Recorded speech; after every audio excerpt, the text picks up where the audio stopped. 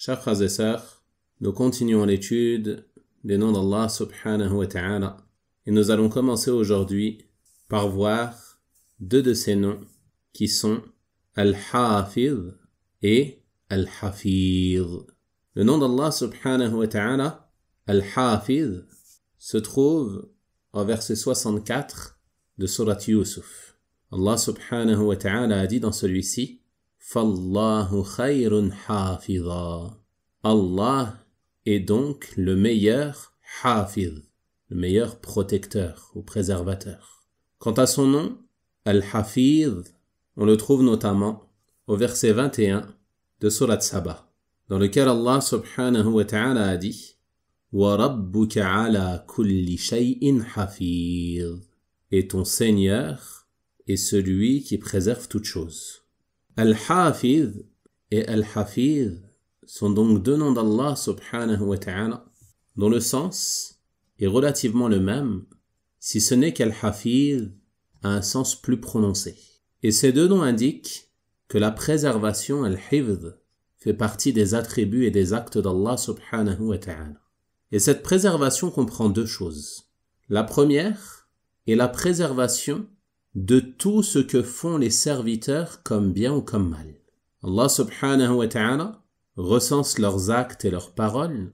Il sait parfaitement quelles sont leurs intentions et il sait parfaitement tout ce qu'ils cachent au plus profond de leur poitrine et rien ne lui échappe. Et il a même chargé subhanahu wa ta'ala certains de ses anges de consigner les œuvres de ses serviteurs. Comme il le dit subhanahu wa ta'ala au verset 10 à 12 de Surat Al-Infitar وَإِنَّ عَلَيْكُمْ لَحَافِظِينَ كِرَامًا كَاتِبِينَ يَعْلَمُونَ مَا تَفْعَلُونَ. Et il y a certes des préservateurs qui veillent sur vous, des protecteurs, de nobles scribes qui savent ce que vous faites.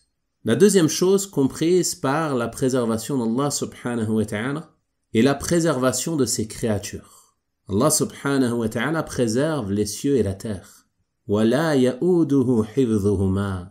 Et leur préservation n'est pour lui d'aucune peine.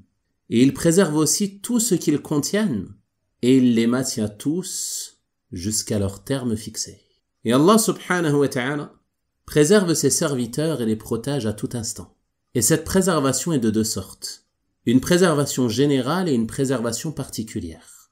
La préservation générale est sa préservation qu'il accorde à toutes les créatures, en leur apportant ce qui préserve leur corps, ce qui préserve leur vie, et en les orientant afin qu'ils se dirigent vers ce qui leur est profitable.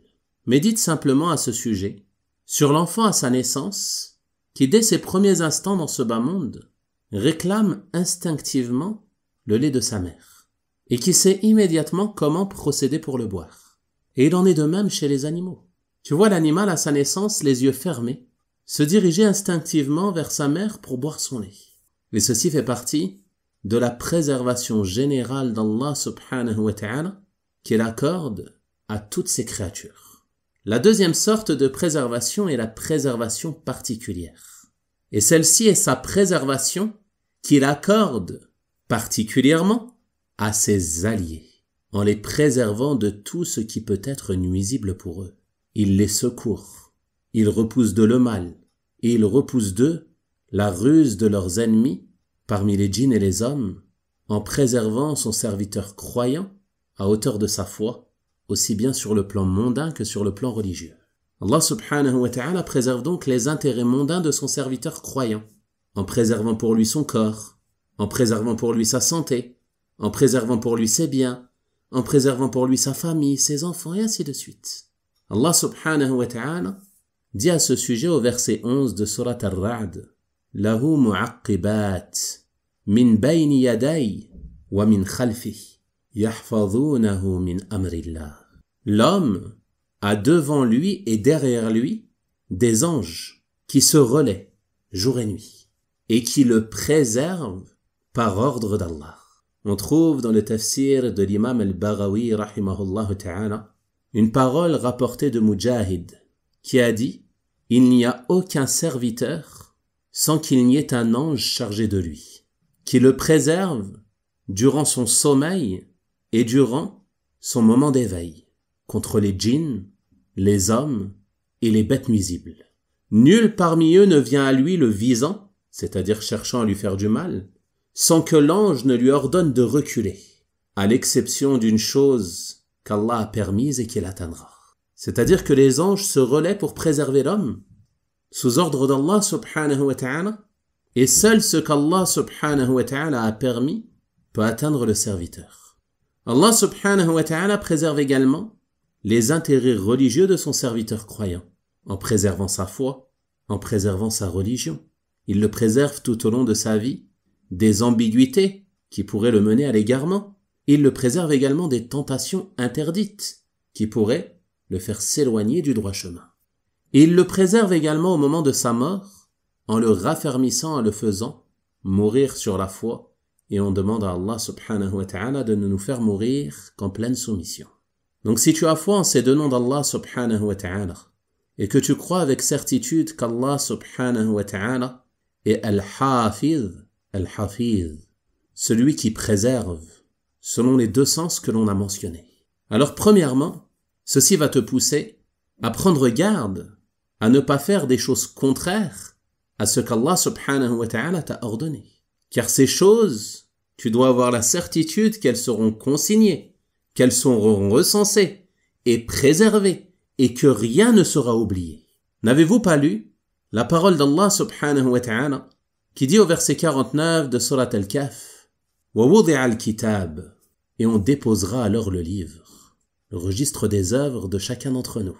Il nous sera remis. « Fatara al-mujrimin mushfiqina mimma fi » Tu verras alors les criminels effrayés en raison de ce qu'il contient toutes leurs mauvaises œuvres. « Wa yaqulun » et ils diront « Ya waylatana » malheur à nous, ma li hada al-kitab la yughadiru saghiratan wala kabira illa ahsaha. Qu'a donc ce livre à n'omettre de mentionner ni péché mineur, ni péché majeur. Tout sera consigné dans le registre de tes œuvres. Wa wajadu ma amilu hadira. Et ils trouveront devant eux tout ce qu'ils ont fait. Wala yazlimu rabbuka ahada. Et ton Seigneur n'est injuste envers personne. Donc avant d'agir, avant de parler, pose-toi tout d'abord la question de savoir si cette œuvre ou cette parole est une œuvre ou une parole que tu souhaites voir inscrite dans le registre de tes œuvres. Si cette parole ou cette action est bonne, alors fais-la et empresse-toi. Sinon, délaisse-la et écarte-toi de celle-ci afin que celle-ci ne soit pas inscrite contre toi et que tu sois pris de regrets au jour où les regrets ne seront d'aucun profit. La foi en ces deux noms d'Allah subhanahu wa ta'ala va donc engendrer chez le croyant la crainte d'Allah et va l'aider à s'éloigner de tout ce qui pourrait lui faire encourir sa colère et son châtiment.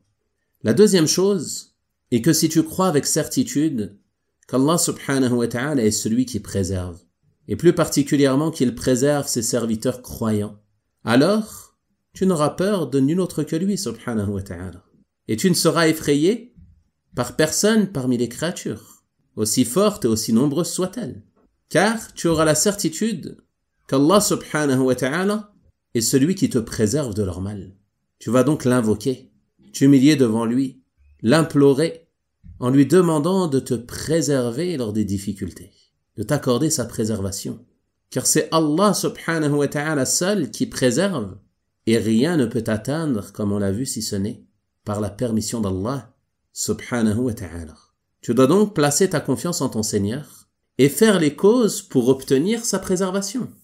Et comment faire pour être préservé par Allah? La plus grande cause à accomplir est celle que nous a indiqué le prophète sallallahu alayhi wa sallam dans le célèbre hadith dans lequel il adressa une recommandation à Abdullah ibn Abbas radiyallahu anhuma lorsqu'il lui a dit « Ihfazillah yahfazk » Préserve Allah, il te préservera. Qu'est-ce que cela signifie préserve Allah? Cela signifie préserve les limites d'Allah, ne les transgresse pas. Préserve les ordres d'Allah, ne les délaisse pas. Et préserve les interdits d'Allah, ne les commets pas. Mais écarte-toi de ces interdits. Et si tu fais cela, alors ta rétribution ici-bas avant l'au-delà sera qu'Allah subhanahu wa ta'ala te préservera.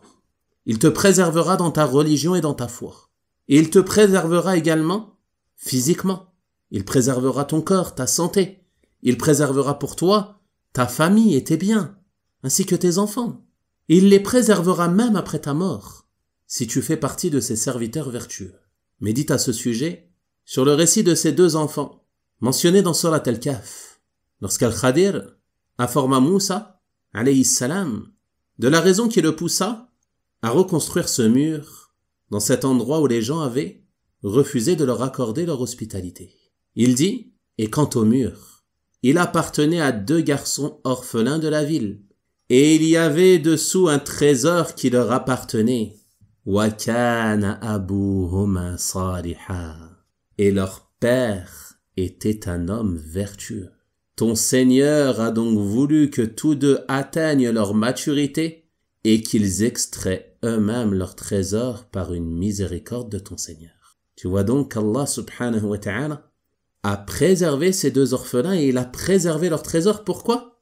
En raison de la piété et de la vertu de leur père.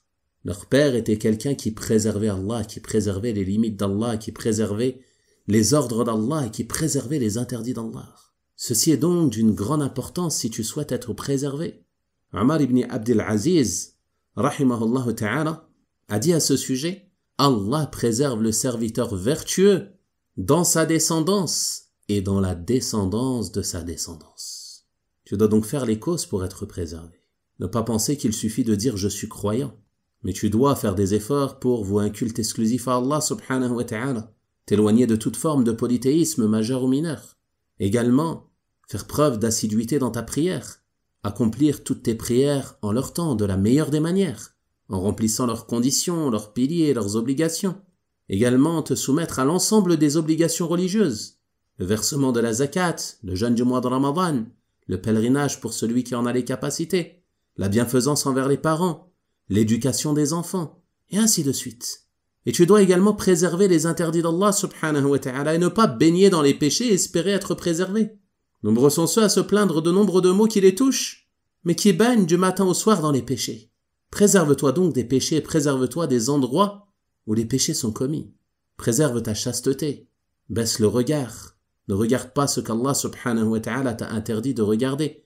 Éloigne-toi des endroits de mixité. Également préserve ta langue.